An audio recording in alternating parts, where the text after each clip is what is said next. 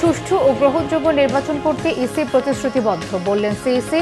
সংসদ নির্বাচনকে সামনে রেখে সুশীল সমাজের সাথে সংলাপ শুরু। দেশ পুনর্গঠনে অংশ নিতে প্রবাসী বাংলাদেশিদের প্রতি আহ্বান প্রধান উপদেষ্টার।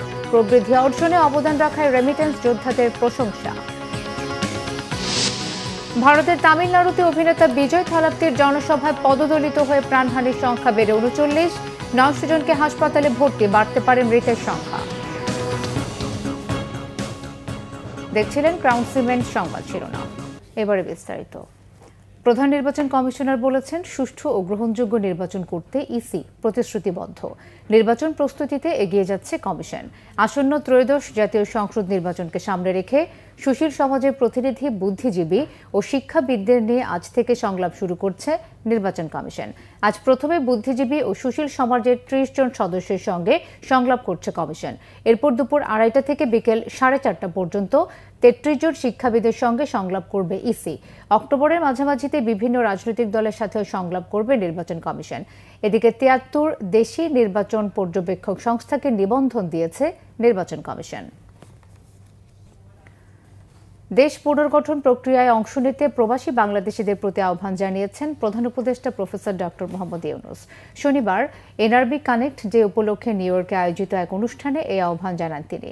প্রবাসীরা বাংলাদেশের অবিচ্ছেদ্য অংশ মন্তব্য করে জুলাইয়ের বিপ্লবের পর সৃষ্ট পরিবর্তনগুলোকে এগিয়ে নিতে প্রবাসীদের গুরুত্বপূর্ণ ভূমিকা পালনের আহ্বান জানান তিনি। বাংলাদেশ বিনিয়োগ উন্নয়ন কর্তৃপক্ষ বিডার আয়োজনে নিউ ইয়র্কে আয়োজিত এনআরবি কানেক্ট ডে অনুষ্ঠানে যোগ দেন প্রধান উপদেষ্টা ডক্টর মোহাম্মদ ইউনূস। প্রধান উপদেষ্টার বক্তব্যে ঘুরে ফিরে আসে বাংলাদেশের প্রসঙ্গ।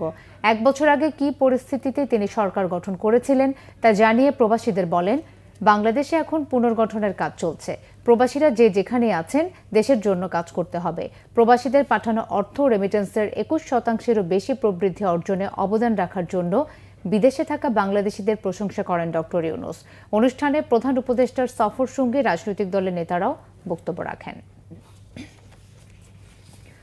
জুলাই আগস্ট গণহত্যা মামলায় শেখ হাসিনার বিরুদ্ধে সর্বশেষ সাক্ষী হিসেবে আজ সাক্ষ্য দেবেন মূল তদন্ত কর্মকর্তা মোহাম্মদ আলমগীর।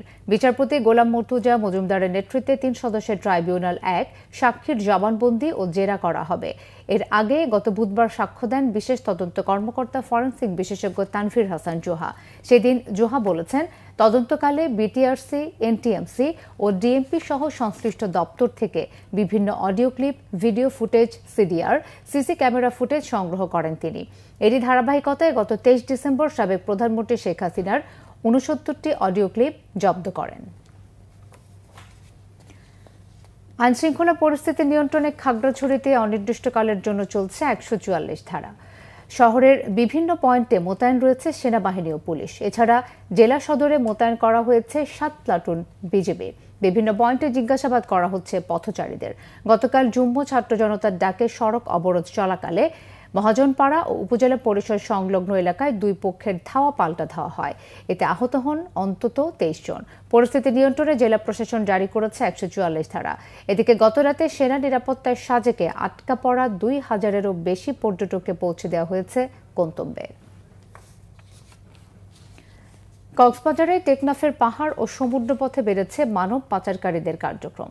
এসব সংঘবদ্ধ চক্রের দৌরাত্ম্য থামাতে যৌথ অভিযান শুরু করেছে বিজিবি ও র্যাব। বিজিবি জানায়, সমুদ্র ও টেকনাফের কয়েকটি পাহাড়ে মানব পাচার চক্রের একাধিক আস্তানায় অভিযান চালানো হয়েছে। এসবে উদ্ধার করা হয় মালয়েশিয়া পাচারের উদ্দেশ্যে আটকে রাখা ৮৪ জনকে। কক্সবাজার থেকে মর্শিদুর রহমান খোকনের তথ্য, ছবিতে ডেস্ক রিপোর্ট।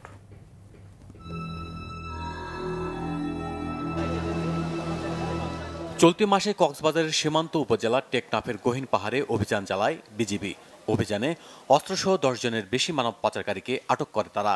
উদ্ধার করা হয় রোহিঙ্গা ও বাংলাদেশি সহ অন্তত ৮৪ জনকে, যাদেরকে চাকরির মিথ্যা প্রলোভন দেখিয়ে আটকে রাখে মানব পাচারকারীরা।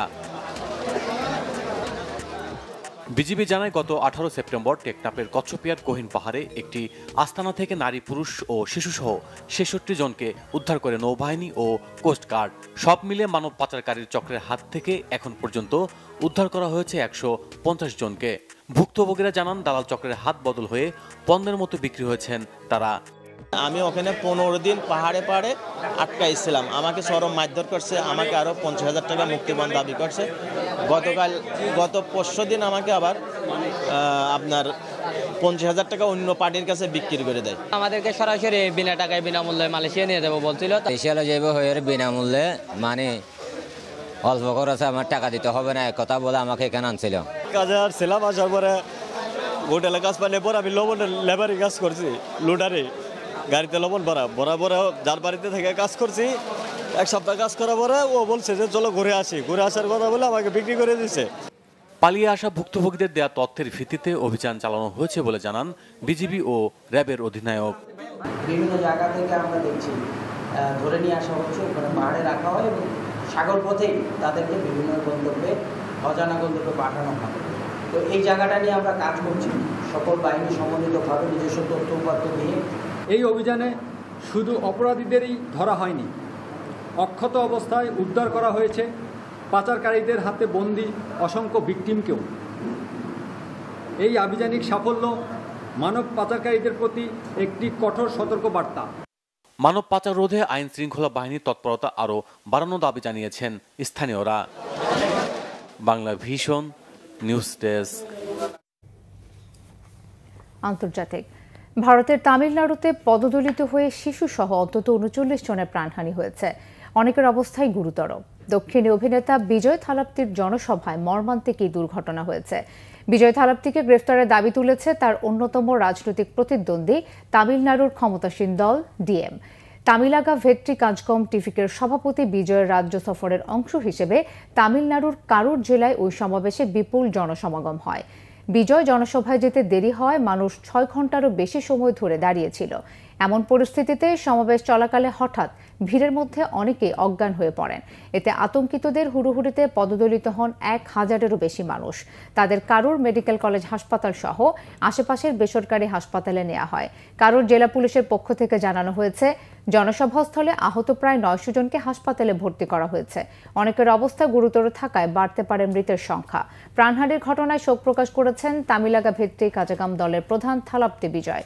অভিনেতা থেকে রাজনীতিবিদ বনে যাওয়া থালাপতি বিজয় সামাজিক যোগাযোগ মাধ্যম এক্সে লিখেছেন, তার হৃদয় ভেঙে গেছে, তিনি অসহনীয় যন্ত্রণা ও শোকে ভুগছেন। এই ছিল এখনকার মতো পরের সংবাদ দুপুর ২টায়। এর আগে একটা রয়েছে নিউজ টপ 10 দেখার আমন্ত্রণ রইল। এছাড়াও বাংলা ভিশন সংবাদ ও সংবাদ সংশ্লিষ্ট অনুষ্ঠান দেখতে ভিজিট করুন www.bvnews24.com ও facebook.com/banglavision news এবং সাবস্ক্রাইব করুন youtube.com/banglavision।